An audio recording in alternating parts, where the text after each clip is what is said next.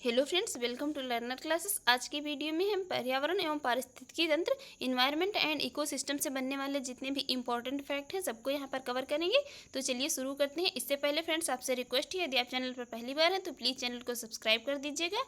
Video अच्छी लगे तो लाइक करें एंड शेयर करें एंड जो भी आपके सजेशन हो उससे कमेंट बॉक्स में कमेंट करें। चलिए देखते हैं। यहाँ पर जो ये इन्वायरमेंट शब्द है, ये इन्वायरमेंट शब्द है फ्रेंच भाषा का शब्द है, ये भी पूछ लिया जाता है।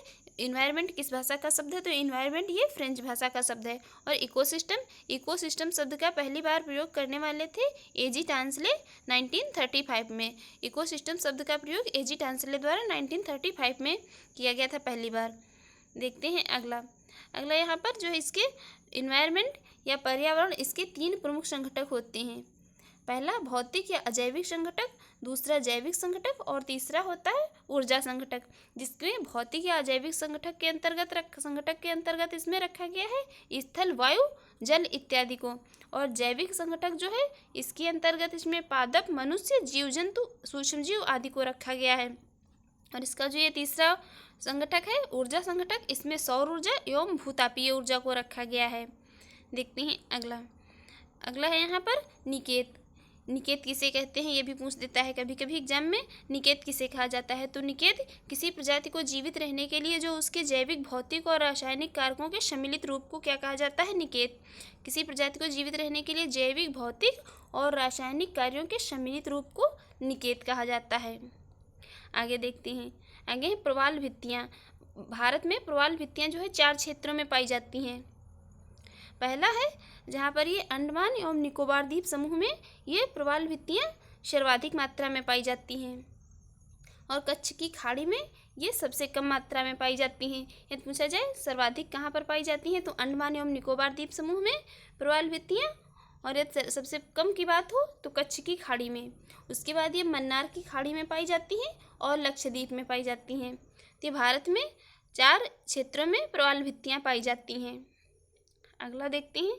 अगला है राष्ट्रीय आर्द्रभूमि संरक्षण कार्यक्रम।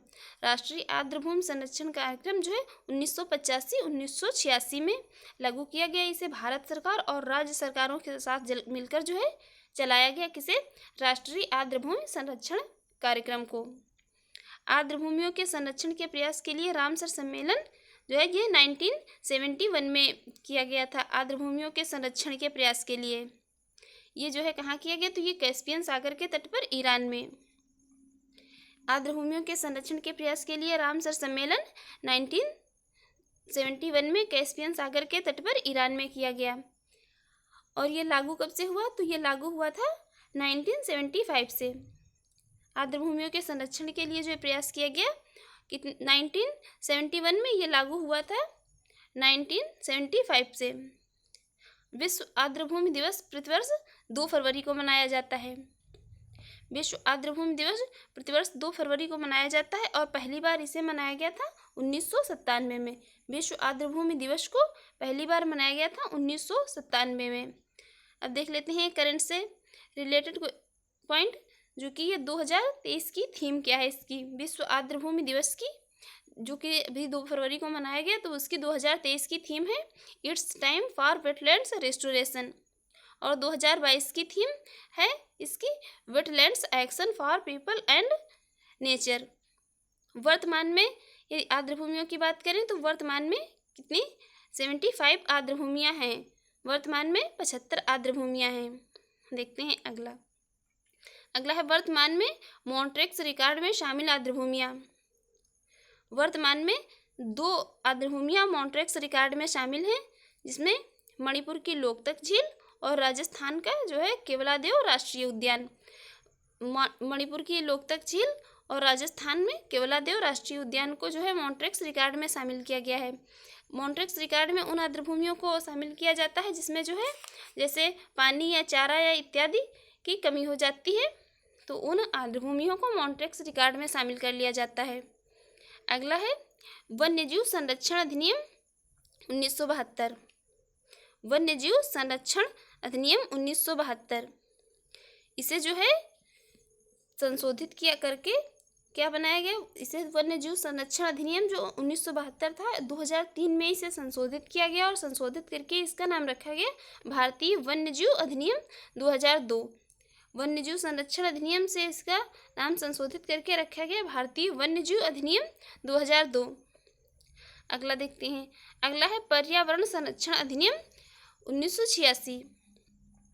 पर्यावरण संरक्षण अधिनियम 1986, ये पर्यावरण संरक्षण अधिनियम ये कब से लागू हुआ था, ये भोपाल गैस आसंदी के पश्चात जो है पारित हुआ था। पर्यावरण संरक्षण अधिनियम 1986, ये भोपाल गैस आसंदी कब हुई, तो ये 2 दिसंबर 1984 को। इसमें मेथाइल आइसोसाइनाइड गैस का रिसाव हो गया था और ये कहाँ हुई, तो ये भोपाल के मध्य प्रदेश के भोपाल में हुई, इसीलिए इसका नाम जो है भोपाल गैस आसंदी के नाम से भी कहा जाता है इसे। और ये पर्यावरण संरक्षण अधिनियम जो है ये भी कभी कभी पूछ लिया जाता है कि इसका एक अन्य नाम क्या है, तो इसका एक अन्य नाम है छाता विधान। ये जो पर्यावरण संरक्षण अधिनियम 1986 है इसे छाता विधान के नाम से भी जाना जाता है। देखते हैं अगला है भारतीय वन अधिनियम 1927। भारतीय वन अधिनियम 1927 में आया था और ये लागू कब से हुआ था, 1865 से। 1865 से लागू था। इसमें 2 बार संशोधन किया गया था, 1878 में पहली बार, दूसरी बार 1927 में। तब से ये भारतीय वन अधिनियम 1927 कहा जाने लगा। इसमें 2 बार संशोधित किया गया इसे, भारतीय वन अधिनियम को। देखते हैं अगला है वन संरक्षण अधिनियम 1980। यहाँ पर हमें कंफ्यूज नहीं होना है, भारतीय वन अधिनियम 1927 ये अलग है और ये वन संरक्षण अधिनियम 1980 में आया था। यहाँ पर बस ऐसे ही पूछ लेता है एग्जैक्ट डेट के साथ कि बात आई है वन संरक्षण अधिनियम किस वर्ष पारित हुआ, तो यहाँ पर राइट आंसर हो जाएगा 1980। या पूछ लेता है भारतीय वन अधिनियम कब पारित हुआ, तो ये 1927। देखते हैं अगला है the limit to growth report का प्रकाशन।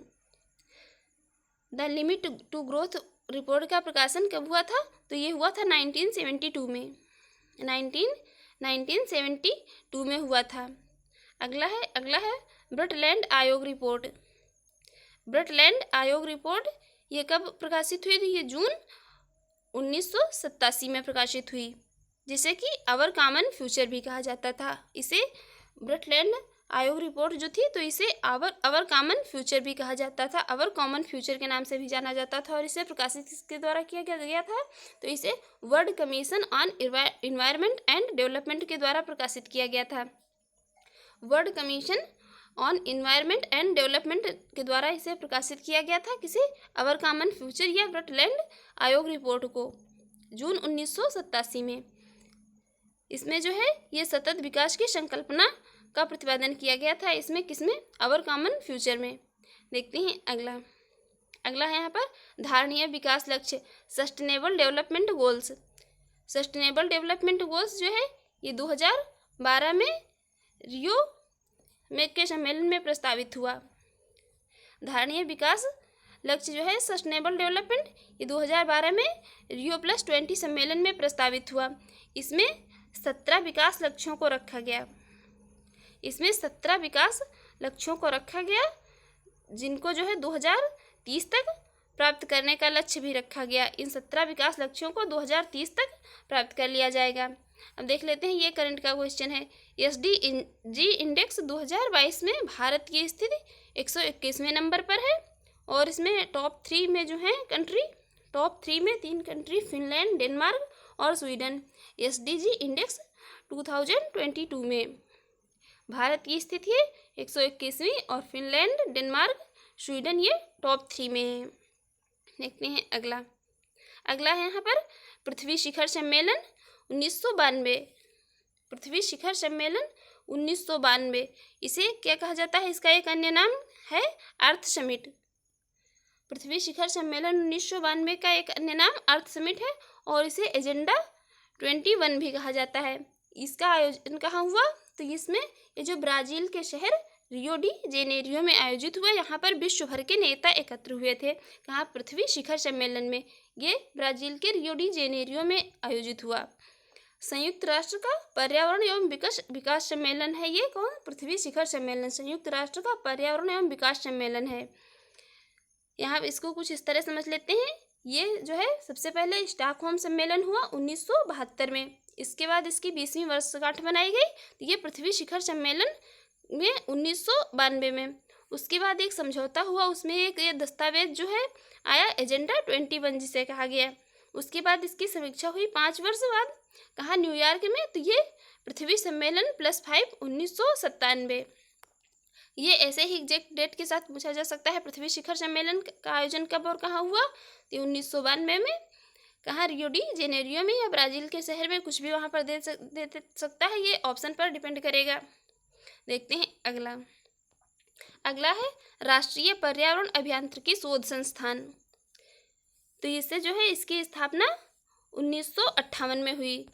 राष्ट्रीय पर्यावरण अभियांत्रिकी शोध संस्थान की स्थापना 1958 में हुई और ये कहाँ है, तो ये महाराष्ट्र के नागपुर में है। महाराष्ट्र के नागपुर में है राष्ट्रीय पर्यावरण अभियांत्रिकी शोध संस्थान, स्थापना 1958 में। अगला NEP से आशय है, ये भी पूछ लेता है इसका फुल फॉर्म NEP का। तो नेशनल एनवायरनमेंट अथॉरिटी। NEP का फुल फॉर्म है नेशनल एनवायरनमेंट अथॉरिटी, राष्ट्रीय पर्यावरण प्राधिकरण। अगला है विश्व मौसम विज्ञान संगठन। विश्व मौसम विज्ञान संगठन यह जो है संयुक्त राष्ट्र की एक विशेषज्ञ एजेंसी है। इसका मुख्यालय कहाँ पर है, तो इसका मुख्यालय है जिनेवा के, जो स्विट्जरलैंड के जिनेवा में। विश्व मौसम विज्ञान संगठन का मुख्यालय है स्विट्जरलैंड के जिनेवा में। अगला है यहाँ पर संयुक्त राष्ट्र पर्यावरण कार्यक्रम। संयुक्त राष्ट्र पर्यावरण कार्यक्रम, तो इसकी स्थापना हुई थी 1972 में। इसका मुख्यालय कहाँ पर है, इसका मुख्यालय है नैरोबी, केन्या में। संयुक्त राष्ट्र पर्यावरण कार्यक्रम की इसकी स्थापना हुई थी इसकी 1972 में और मुख्यालय है नैरोबी, केन्या में। इसे जो है UNEP भी कहा जाता है। संयुक्त राष्ट्र पर्यावरण कार्यक्रम को कहीं कहीं आपको UNEP भी लिखा मिलेगा। अगला है इन्वायरमेंटल प्रोटेक्शन एजेंसी, जिसे EPA भी कहीं कहीं लिखा मिलेगा। इसकी स्थापना हुई थी 1970 में। 1970 में स्थापना हुई थी इसकी। ये जो इन्वायरमेंटल प्रोटेक्शन एजेंसी की, इसका संबंध है मानव स्वास्थ्य एवं पर्यावरण संबंध से। इसका संबंध है पर्यावरण से और मानव स्वास्थ्य से। अगला है यहाँ पर ग्रीन पीस इंटरनेशनल। ये जो ग्रीन पीस इंटरनेशनल है, ये क्या है, ये एक गैर सरकारी पर्यावरण संगठन है।